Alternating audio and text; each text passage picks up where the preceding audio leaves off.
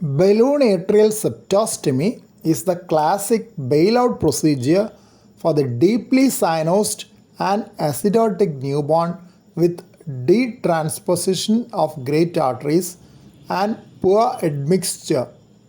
Since the systemic and pulmonary circulations are in parallel in d-TGA, it is urgent to provide good mixing at the atrial level, which is the most preferred site at the earliest.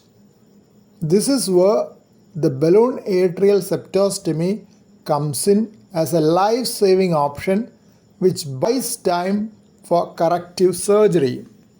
Balloon atrial septostomy was initially described in 1966 by Rashkind and Miller.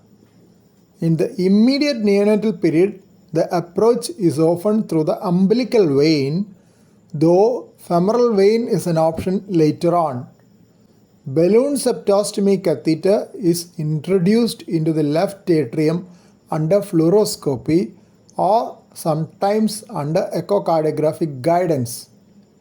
Echocardiography is more often used to guide the proper position of the interatrial septum rather than as a total guidance in the absence of fluoroscopy.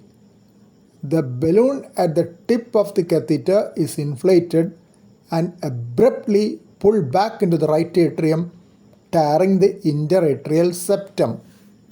A good defect will improve the mixing and consequently the systemic oxygen saturation as more deoxygenated blood reaches the lung for oxygenation, unlike the pure d-TGA in which hardly any portion of the systemic venous drainage is carried to the lungs for oxygenation.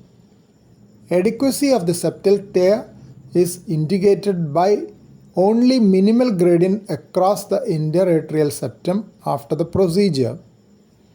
Beyond the neonatal period, septum becomes thick and difficult to tear by simple balloon atrial septostomy, when a blade atrial septostomy may be needed.